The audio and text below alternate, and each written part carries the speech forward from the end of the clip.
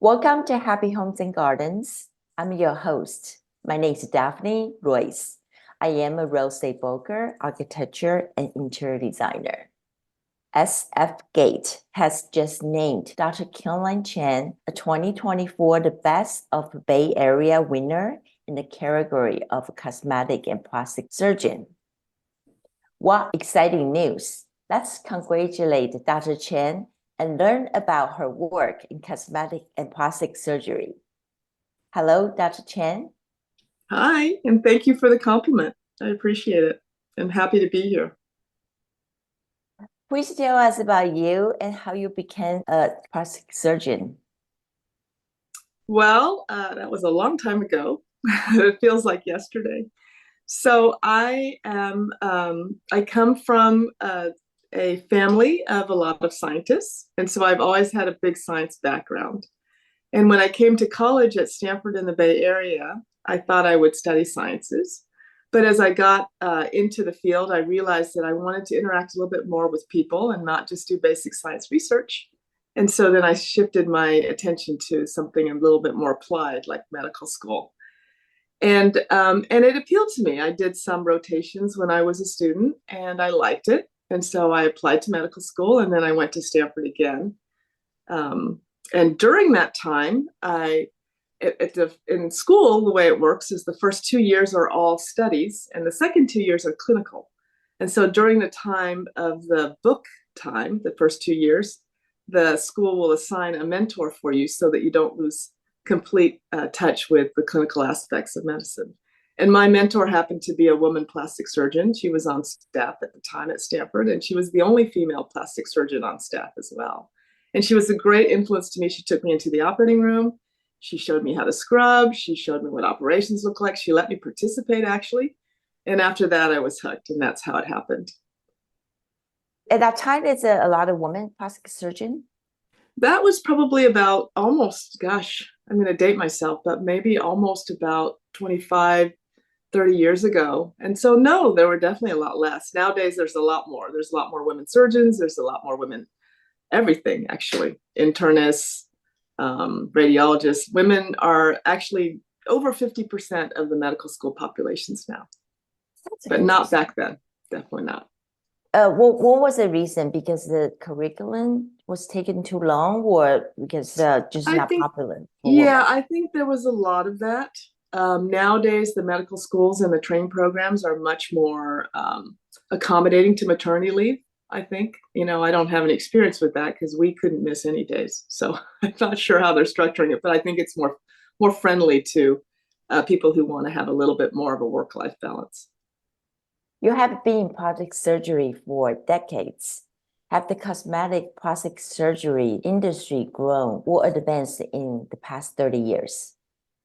Well, 30 years is a long time, but it's actually a short time in the sciences. And so things in medicine happen very slowly.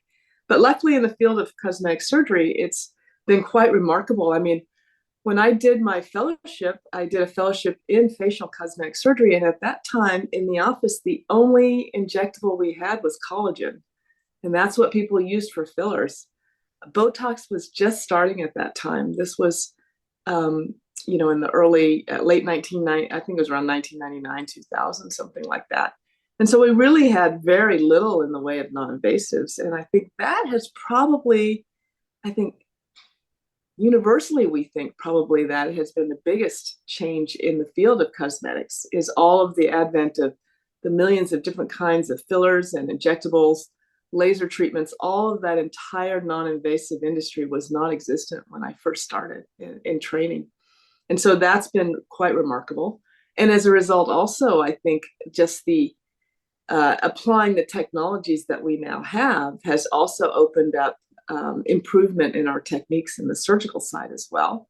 And then also, just in terms of evolution of surgeries, natural evolution of surgeries has occurred, and it occurs slowly, but there have definitely been advancements in minimizing bleeding, expediting healing, minimizing scars in surgery, and maximizing outcomes. So all of that has happened over the last 30 years. It's quite exciting. And I know they starting getting popular because this is TikTok, this is social media. Do they change how people think their appearance?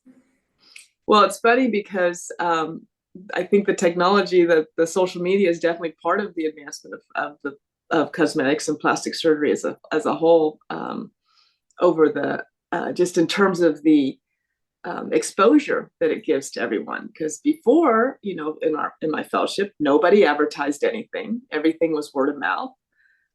People came in one at a time, and everybody wanted to be completely secret, and nobody talked about having surgery, especially facial surgery. So it was all very hush hush, and it was very specific populations, really. And now with the advent of TikTok and social media and Instagram, especially, it's now being a widespread topics of conversation for all ages and all demographics. It's really democratized it for people. And then also people are much more open about having procedures. There's not a single day that you don't read about someone fixing their breast implants or having lip injectables, or some doctor analyzing what this celebrity has had done or not done. There's so much discussion about how we look and how we get how we look. And that's really opened up the world of knowledge for people. Also, I think the non-invasive procedures have really empowered people to take control of how they look. And I think it's allowed them to feel more confident about doing things proactively. And so all of those things have really been a benefit to just understanding and knowing what your options are. And social media has definitely been a huge part of that. We should have a more beautiful people. It's never a bad thing to look good. That's what I think. So how young is too young to start cosmetic treatment or plastic surgery? If so, what are other possible side effects? Well, I definitely have feelings about that, and I may not share that with all plastic surgeons, but I find that, they're doing an elective surgery in and of itself is a very serious undertaking. And so even though we're exposed to it all the time and we read about it all the time, it's still a surgery. There are a lot of risks. There are a lot of long-term potential side effects and things that you may not be aware of. And, when you're young, there's a couple of things that are, I think, a disadvantage to having a good experience with plastic surgery over the long term, especially. One is, a broader perspective, a longer term perspective of what you are like as a person and what your values are and what your goals are, just in general. And so I think there's an emotional, mental maturity that needs to occur when you're doing an elective procedure, because you're making an elective choice that's going to impact you in some way for the entire future of your life. And then the other thing is that simply there are physical things that haven't developed enough. So we do have ages for when we think that breast surgery would be appropriate, because you shouldn't do breast surgery for purely elective reasons, barring congenital defects very young, because your breasts just haven't developed fully. So I think that would be irresponsible. And then also things like liposuction.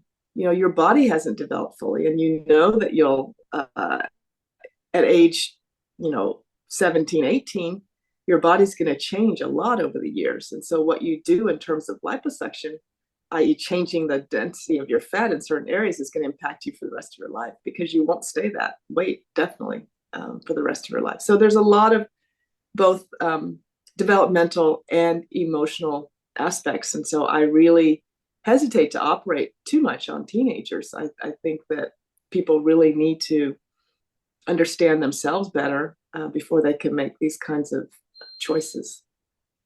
Do you think we will have a technology going forward and be able to reverse the side effects? I think there's a lot of things we can do. So it's not all bad. If you have breast implants early, there's different things that you can do definitely to adjust them as you get older. In fact, we expect to do revisions of breast surgery. If you have areas of too much fat taken off, there is fat grafting that's available. But in general, a lot of things are not reversible. This is not really the topic, but a lot of the population is entertaining the idea of transgender surgeries. So some of those, particularly the genital surgeries, are not changeable really. And so these are very serious potential outcomes that you have to consider, especially if you're starting at a young age. And I also have a question about non-surgery procedures, such like laser or Botox. Those are common. Yes. Would they have a side effect? Well, they can actually. Just because it's not invasive doesn't mean that it doesn't affect you as seriously as surgery. Surgery is definitely more invasive, but non-surgical things can definitely do things. So, for instance, for fillers, it's now sort of a hot topic to discuss how when you have repeated fillers, particularly in your lower lids, you can actually cause puffiness in the area, what we call malar bags, and get swelling that's persistent. So that's been a side effect that people were not as aware of before. And so there's a whole subfield as to how to treat that now. And that involves a lot of times dissolving the fillers. When you apply energies to your face, the idea is that you're actually creating scar tissue under the skin. So with Ulthera and Thermage, radio frequency energy, some of the lasers like CO2 laser, they cause damage. And that's why they work, because the damage then causes scar tissue, which causes increased development of new collagen, and it increases contraction, skin contraction. Scars cause skin to contract, and then that is a surface effect of tightening. So that's how they work. But when you apply those energies, particularly if you do it repeatedly, then you're creating a lot of scar tissue in all of the planes of your skin and deeper tissues. And that can sometimes make surgery then very difficult, much more difficult than someone who hasn't had things done. Also, if you have a lot of residual fillers, that can also obscure. If you have threads from thread lifts, there's a lot of stuff that can be lingering in your face that can affect also what happens in the future with surgery. So yeah, you have to be cautious. I usually tell people that the energies can be very powerful tools, but you should use them judiciously for sure. Interesting. And what are the differences between cosmetic surgery and plastic surgery? Well, that's interesting because we use it all the time interchangeably, but plastic surgery is really a much larger field than cosmetic surgery. And in fact, cosmetic surgery is only a very, very, very tiny part of it. So for instance, in training, we do very little. I think I did about 3 months of pure cosmetic surgery versus 7 years of the whole field. So, in plastic surgery is truly the essence of plastic surgery is functional, and it's actually primarily a functional restoration field.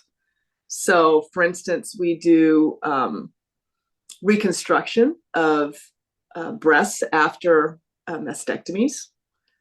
We do a lot of salvage of body parts, from trauma. So let's say you have a lower extremity injury after a car accident, and you have to have the bones repaired, but you don't have enough skin to cover it because the skin's been avulsed off. This is very gruesome, but it does happen.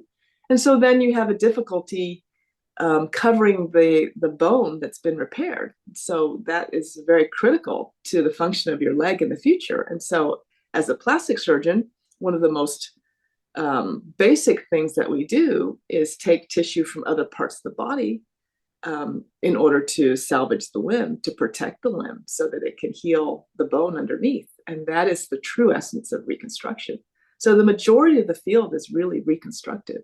And cosmetic surgery is an application of reconstruction techniques. And the idea is to make things look more, quote unquote, beautiful. And I think that, but because of that, it is completely elective. So cosmetic surgery is just a small portion of the whole field of plastic surgery. Well, that still sounds a lot of work and Yes. recovering time. Yes, it can be, definitely.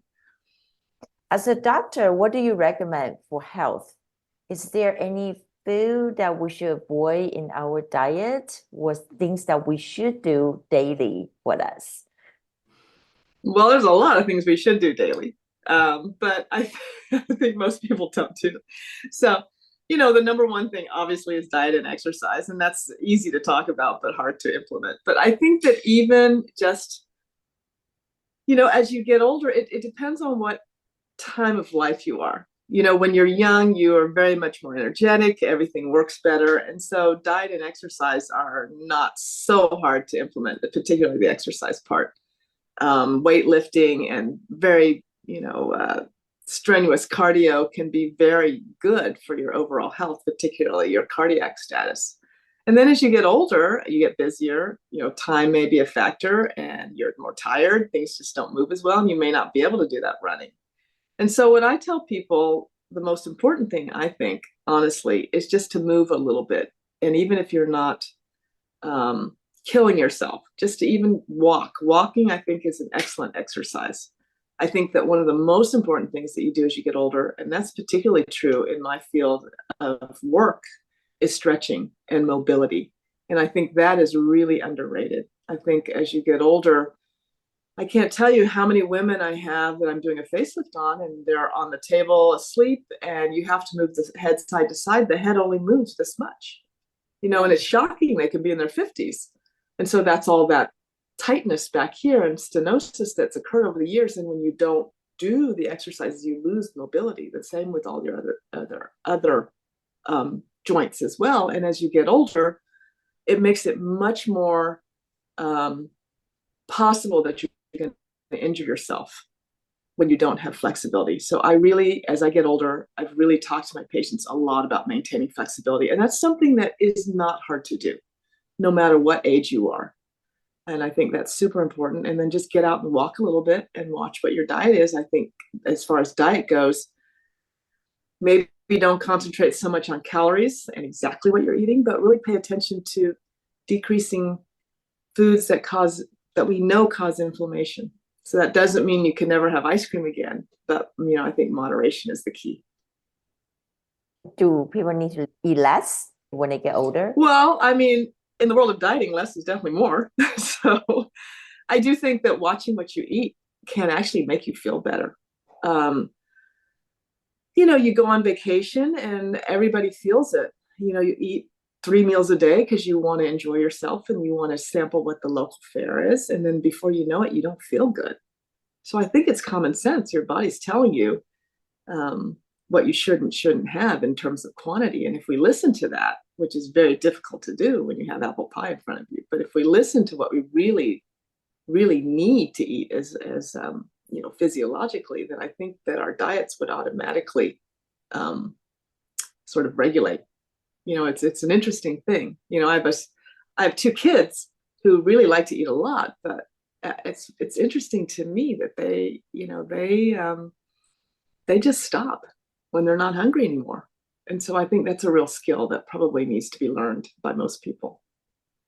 Okay, that's interesting. So when they full, they stop. They don't continue to eat. Nope. Even if it's delicious. It's interesting. That's interesting. Yes. Yeah. And whereas I have cats that just won't stop, so it's just, I think it's pre-programmed. I won't stop. So it is, I think it's just something that, maybe it's something that comes from the family, which sounds very wasteful, but maybe just serve smaller portions and emphasize that it's okay to stop, if you're not hungry anymore.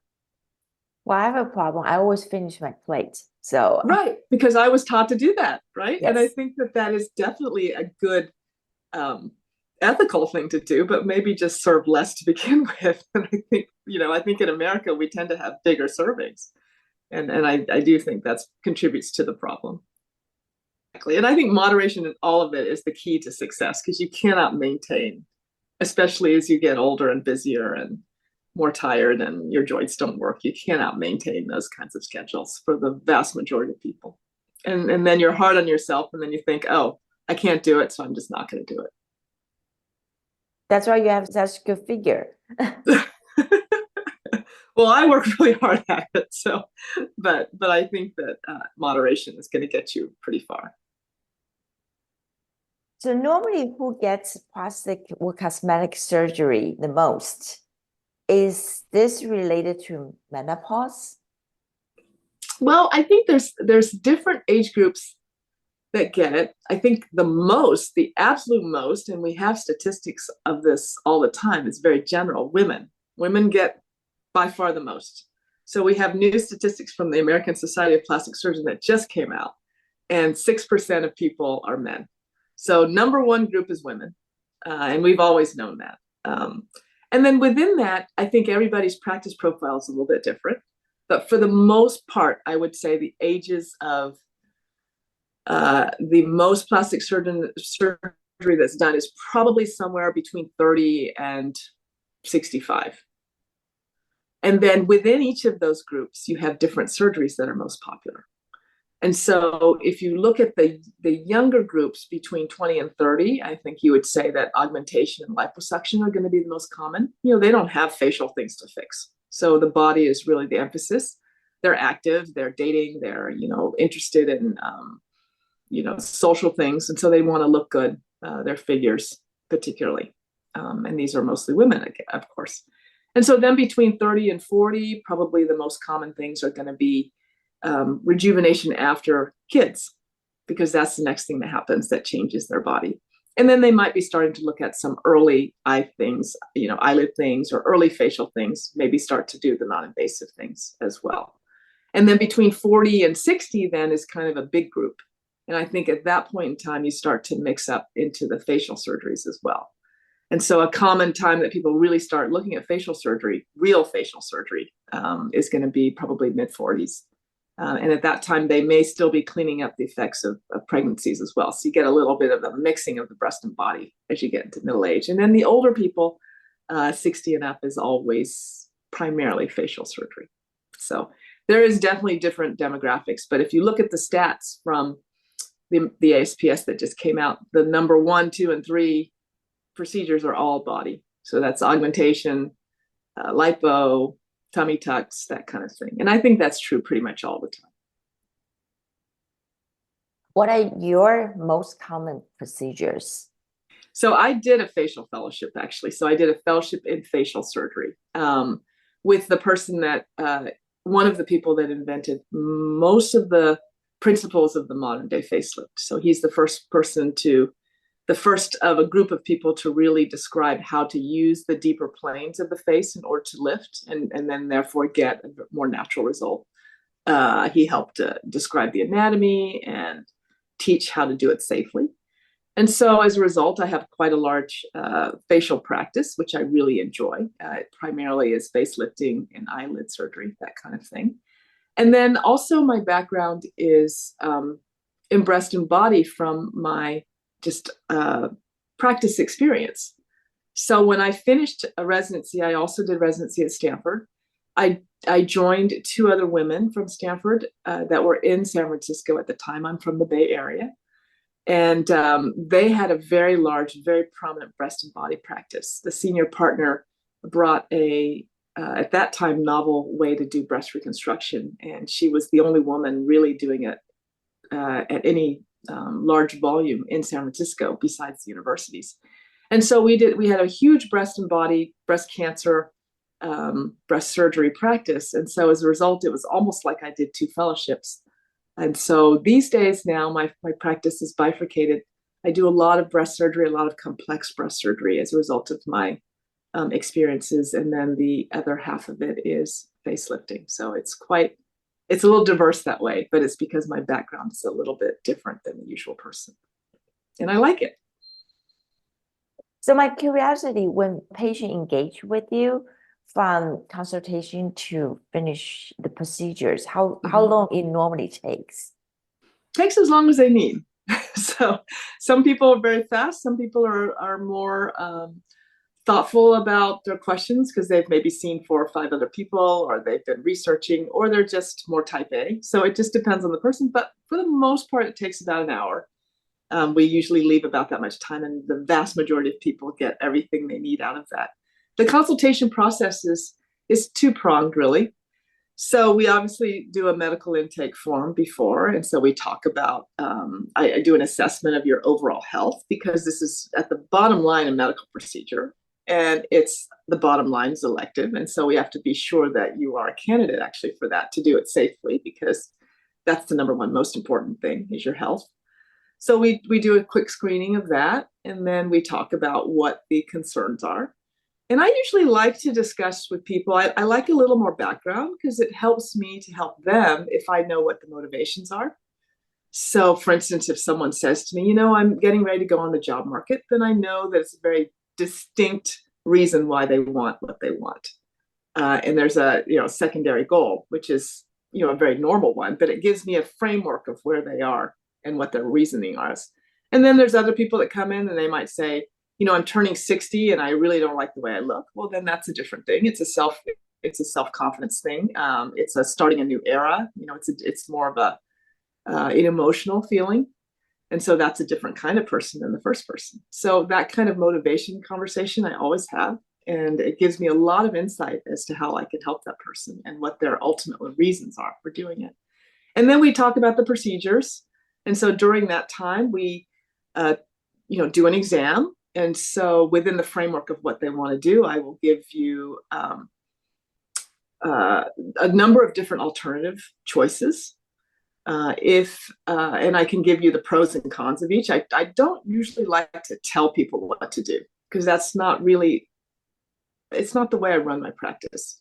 So for me, the consultation process is really very collaborative because anyone can do all kinds of things, but it's my job to guide you to the best answer for you.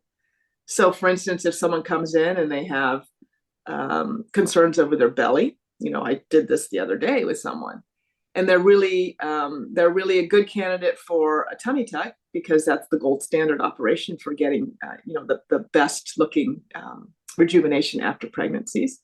But they really don't want it. They don't want to go through the surgery. They're afraid of the scar. And so then we talked about the alternative liposuction. And I gave the pros and cons of each. And I think that really empowered that person to think about doing something that maybe is lesser, but is more in keeping with their own comfort level. And so that's what we do during the process. And then once we talk about the procedures, we also talk about the risks and benefits and how you plan for it and how you plan for the postoperative course. And then the final thing we do is that the person will often meet with my patient coordinator who is in charge of scheduling surgery, and she'll go over with the financials because that's part of the planning process as well. And so that whole process takes probably about an hour. Well, I really like your approach. I think that's a healthy way to approach people to make their own decisions. Yeah, that's also evolved in medicine too, I think, because when I grew up, the doctor would just tell you, and that was it. And that's how my fellowships all were as well. And nowadays, I don't think patients want that. Patients want to be much more engaged in the process, and I think it's healthy. I think it's more informed consent. I think people are happier with their choices. That's wonderful. There are hundreds of cosmetic products out there. Do we really need them? And do they delay or reverse aging? Well, it is overwhelming, actually. I get samples all the time, and I don't even have time to use them all. And honestly, I don't really feel like you can tell exactly what a product does until you use it for at least a month. I mean, you really need to see the longer term effects of it. And the little samples are only like a day or two worth. But in general, I'm a big fan of products. I think it keeps people engaged in healthy skin rituals, and it keeps people feeling good about themselves, and it's fun. It's a fun endeavor. But the number one thing that a product needs to do, and it doesn't matter which product it is, it doesn't matter if it's from Walgreens or if it's from Neiman Marcus, is it needs to hydrate your skin. So I'm talking about skincare in particular. And so that has to do with a lot of things. That has to do with the type of makeup of the cream. So it could be oil-based, it could be water-based, how the delivery system is, whether or not it penetrates, the texture of it, whether or not it's something you think you can use. But I think it's really important to get a moisturizer, and that's at every age, because the moisture balance of your skin is what makes your skin look plump and look healthy. And it also prevents it from having unnecessary dryness, which can hurt it over the long term. People with chronically dry skin tend to have skin that looks older sooner. So moisturizing, I think, is a really important thing. And it doesn't matter where you get it or how you get it, or if you use 10 products, one a different each day, as long as your skin is adequately moisturized, however it works, is going to be good for it. And then the second thing that's really important, which I have to admit I don't always do, is sunscreen. I live in San Francisco, and sometimes I just think, why bother? It's always dark. It's always gray. But it is really important to protect yourself from those UV rays, and that's 100% true. And so that's important too. And I think those two, plus a nice gentle cleanser that doesn't strip, are the cornerstones to the best skincare that you can do.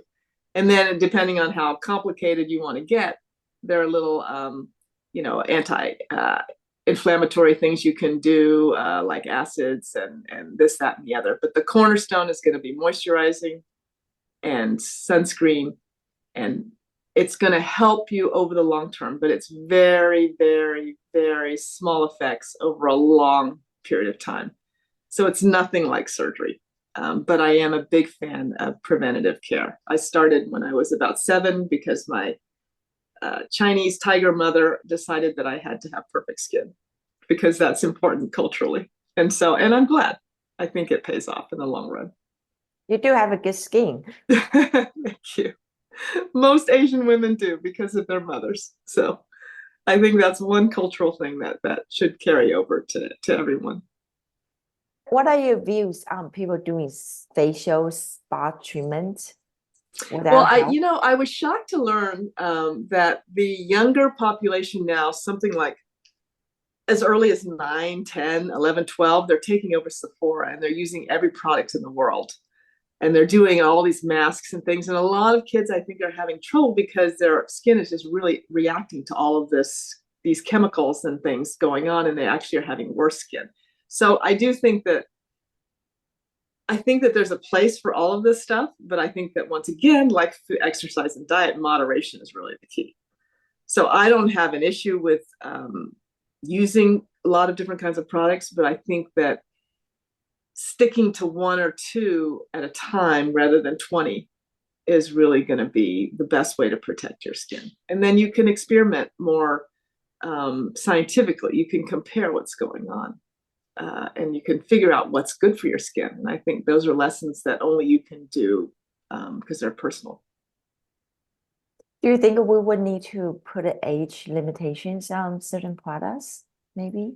I don't think so. There are some products, though, that do have some toxicity to them. Like things with hydroquinone, there's some toxicity. Now, I think that the doses that people are using in skincare is probably not that great, but maybe over the long term. So I do think you need to be careful about what ingredients are in your actual skincare. I think it would be, I don't think that most products are harmful enough to have age limits on them. And the ones that do need supervision usually are prescription. So I think it's already pretty well regulated, most likely.